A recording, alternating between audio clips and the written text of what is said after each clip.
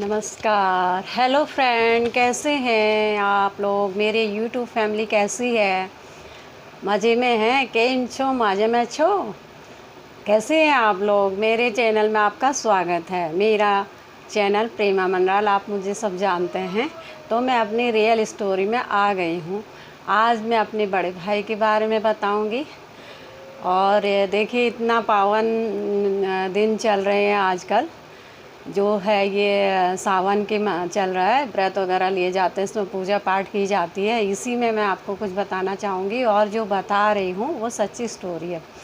आप इसे ध्यान से सुनिएगा। और देखिए, आप मेरे चैनल को आप सब्सक्राइब ज़रूर, जो भी नए हैं सब्सक्राइब ज़रूर करिएगा चैनल को, और लाइक करिएगा, शेयर करिएगा अपने फ्रेंडों में, जो है मेरा ब्लॉग जो बनाती हैं उसमें लाइक करिएगा, और शेयर करिएगा अपने ग्रुप में, आपके जो भी फ्रेंड हैं उसमें करिएगा। ओके, अब मैं आपको अपनी स्टोरी बताती हूँ।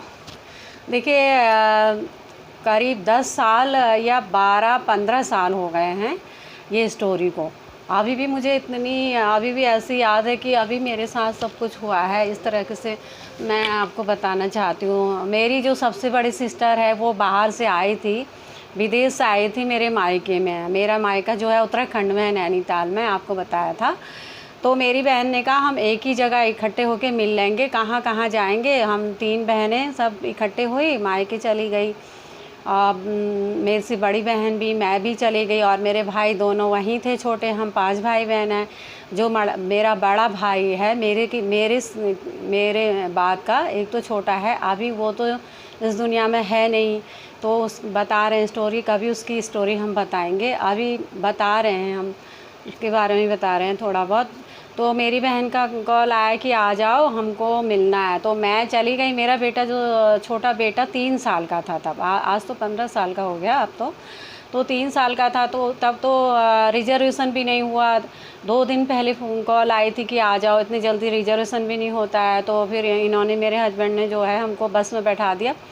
हम लोग बस से चले गए, मेरा बेटा और मैं, और दोनों बेटियां ही थी। तो उनके स्कूल थे, तो वो बड़ी भी थी। तो हमने कहा छोटे को ले जाते, ये तो मेरे बिना रहेगा भी नहीं, उसको लेके गए। तो हम 6 बजे वाली बस में हम बैठ गए थे। हम पहुंच गए थे वहाँ पर उत्तराखंड में, हल्द्वानी। करीब 2 बजे हम रात को पहुंच गए थे। रास्ते में मेरी बगल वाली सीट में एक लेडी बैठी थी, लड़की थी हल्द्वानी की। तो उससे मेरी बातचीत होने लगी। तो वो कहने लगी, दीदी आप कहाँ जा रहे हो? तो हमने बात की, तो हमारा समय अच्छा निकल गया।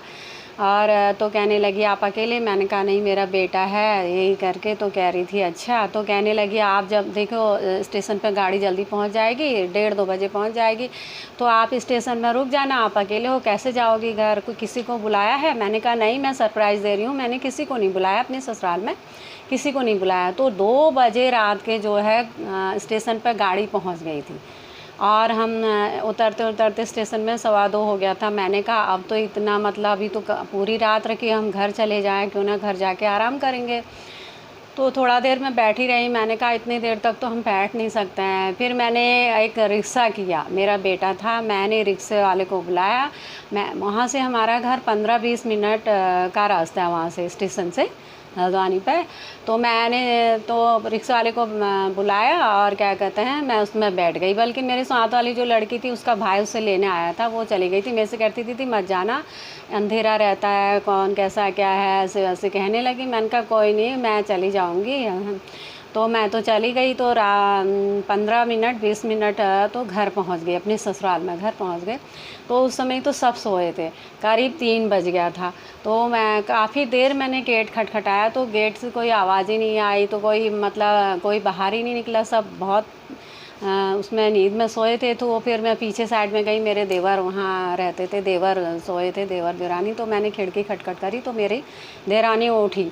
तो कहने लगी कौन है कौन है? तो मैंने कहा अरे मैं हूँ, खोलो। तो मैं हूँ, मैंने अपना नाम बताया, मैं तुम्हारी जेठानी है, दीदी है करके। तब उसने खोला। फिर मेरी जेठानी एक और, वो भी उठ गई, सब उठ गए, देवर 2-2 देवर देवरानी सब उठ गए, जेठ जेठानी। अरे तो कहने लगे इतने रात में अकेला है? मैंने कहा हाँ। तो फिर वहाँ पूरे रूम फुल थे। मेरी सास नहीं थी, मेरी सास जो थी अपने भाई के यहाँ गई थी। मेरी सास का रूम जो था मंदिर के पास था, छोटा सा रूम था, तो वहीं उनका बेड लगा था। मेरी जेठानी ने कहा चाय वाय पियोगी? नहीं, मैंने कहा मैं चाय नहीं पीऊँगी, मुझे बहुत तेज़ नींद आ रही, मैं सो जाऊँगी। तो फिर मेरी जेठानी ने कहा चलो यहाँ तो रूम फुल है, वहाँ जो है मम्मी वाले कमरे में सो जाओ सास के। तो फिर मैं वहाँ सो गई।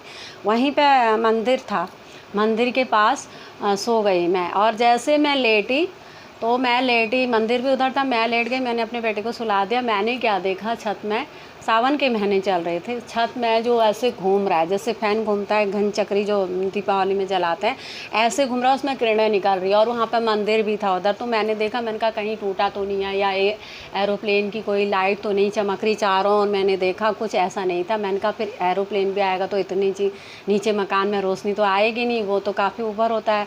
तो चारों ओर देखा, कुछ नहीं, वो मेरे सर के ऊपर ऐसे ऐसे घूम रहा था। फिर मेरे को बहुत तेज़ नींद आ रही थी। पहले मैं 10 मिनट देखती रही, ऐसे देखती रही, ये क्या चीज़ है मेरे सर के ऐसे ऐसे ऊपर घूम रहा है, ऐसे छत में उल्टी घूम रहा है, बहुत देर तक ऐसे ऐसे घूम रहा है। तो फिर मैं लेट के देखती रही, मेरा बेटा सो गया। देखती रही बहुत देर तक, मेरी आँखें लगने लगी, मुझे नींद आने लगी। तो वो घूमता ही रहा, मुझे कब नींद आई पता ही नहीं चला। वो जो थे, वो सावन का महीना था, शिव जी जो थे वो मुझे घर तक छोड़ गए, मेरी रक्षा करते हुए, मतलब घर तक छोड़ गए। और अगर मैं अकेले आई थी, रास्ते में मेरे साथ कुछ भी हो सकता था। मैंने हालांकि ज्वेलरी नहीं पहनी थी, छोटे छोटे गोल्ड के पहने हुए थे, गले में नहीं पहना था। मैं नहीं पहनती हूँ, कहीं भी जाती हूँ सब रख देती हूँ उतार के। और बेटा था, पर्स था, सब कुछ पैसा था। कोई भी रिक्शे वाला ही मेरे साथ मतलब कुछ भी कर सकता था, मुझे मार सकता था, या मेरा पूरा सामान, मेरा पैसा ले लेता था। वो जो भगवान ईश्वर ने, भोलेनाथ ने मेरी रक्षा करी, मुझे घर तक पहुंचाया। वो घूमता रहा, मेरे को नींद आ गई उसको देखते देखते। जैसे कि चक्र होता है, कृष्ण के हाथ में होता हो, ऐसे रोशनी निकलती उसमें। और मैं देखती देखती मैंने कहा है क्या है। फिर मैं सुबह जल्दी उठी, मैंने चारों ओर पहले मंदिर में देखा, चारों ओर कहीं से कुछ रोशनदान नहीं था, कुछ टूटा नहीं था, कुछ भी नहीं टूटा था। और मेरे को इतना मतलब खुशी हुई, मैंने भगवान को प्रणाम करा कि मेरी रक्षा करी, आपने घर तक पहुँचाया। देखो सच्चे दिल से याद करते हैं ना, ये सच्चा होता है। भगवान ऐसे नहीं कहता मुझे ये चढ़ाओ, बस भगवान भूखा होता है भक्ति का। सच्चे मन से हम किसी को भी हम ध्यान लगा के वो करेंगे, भगवान को पूछेंगे या भगवान की जो भी पूजा करेंगे, घंटों पूजा करने से कुछ नहीं होता। 1 मिनट सच्चे दिल से करेंगे तो वो एकदम प्रकट हो जाएंगे। मैंने तो ये देखा, मुझे 2 बार दर्शन हो चुके हैं, क्योंकि मेरे दिल में कोई छल कपट किसी के लिए नहीं है।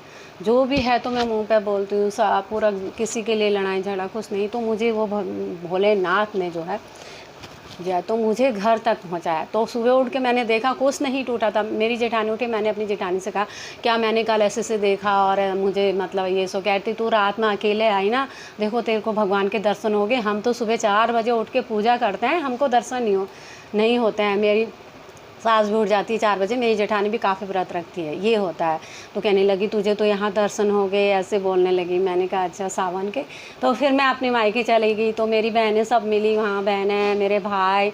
तो जो मेरे भाई उस दिन, उसके बाद राखी, मैं वहीं थी तो सारे भाई बहन थे, फिर उसके बाद राखी आ गई तो हम रुके रहे। हमने कहा इस बार हम राखी बांध के जाएंगे भाई को। बड़ा भाई था वो, उसकी लास्ट राखी थी, उसकी लास्ट राखी थी। उसके बाद हम भेजते थे, मतलब हाथ में बांधना जो लास्ट था। हम बहनें सब मिली थी, 3 बहनें, पूरे भाई बहन। तो हमने अपने भाई को राखी बांधी थी। उसको फिर उस दिन शाम को ड्यूटी में जाना था, लेह जाना था। उसने जल्दी जल्दी कहा कि राखी चलो बांधें। राखी बांधी हम लोगों ने। उसने इतने ढेर सारे सूट रख दिए, इसमें जिसको पसंद है वो मतलब अपनी अपनी चॉइस ले लो करके। बड़े भाई ने बहुत ज़्यादा, तब उसकी शादी भी हो गई थी, छोटे वाले की शादी नहीं। तो हमने फिर उसको राखी बांधी, वो तैयार था, पूरे उसके बैग तैयार थे, वो जाने के लिए तैयार था। हमने उसको राखी बांधी, हम सबको मतलब खाना भी खाया। तो उसके आँखों में लास्ट राखी थी। मुझे बहुत बुरा लगता है ये सब बताने में, बहुत ज़्यादा इमोशनल हो जाती हूँ। राखी बांधी, उसके आँखों में आंसू थे। वो मैं भी जब देख रही थी उसको राखी बांधी थी, इतने बड़े बड़े आँखों में उसके आंसू ऐसे ऐसे थे। तो हमको भी बहुत बुरा लगा। पता नहीं भगवान की क्या मर्ज़ी थी, वो लास्ट राखी हमने बांधी। उसके बाद हमने राखी नहीं बांधी, भेजते थे। ये स्टोरी मैं आपको बाद में बताऊंगी अपने भाई की।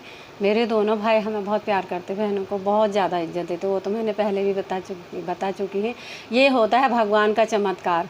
लखनऊ से अकेले गई थी, बेटा था छोटा 3 साल का, मेरे साथ कुछ भी हो सकता था, लूट पाट कुछ भी हो सकता था। वो मेरे भगवान ने मेरी रक्षा करी, मुझे घर तक पहुँचाया। जय भोलेनाथ। आजकल सावन भी चल रहे, इसी समय मैं गई थी, सावन के समय ही मैं गई थी, व्रत चालू थे। मुझे भगवान ने बहुत अच्छे से घर तक मुझे पहुंचाया। और ये स्टोरी मेरी रियल स्टोरी है। आप बताइएगा कैसी लगी और कमेंट करिएगा और मेरे चैनल को सब्सक्राइब करिएगा, नए हैं तो बेल आइकॉन को प्रेस कर दीजिएगा और लाइक करिएगा, शेयर करिएगा प्लीज़। आपको मैं ऐसी स्टोरी, अभी दूसरी वाली स्टोरी भी आपको कभी बताऊंगी। दूसरे भी मुझे एक बार और दर्शन हुए भगवान के, वो मुझे बजरंगबली के दर्शन हुए। अगली बार वीडियो लंबी हो जाएगी। बाय।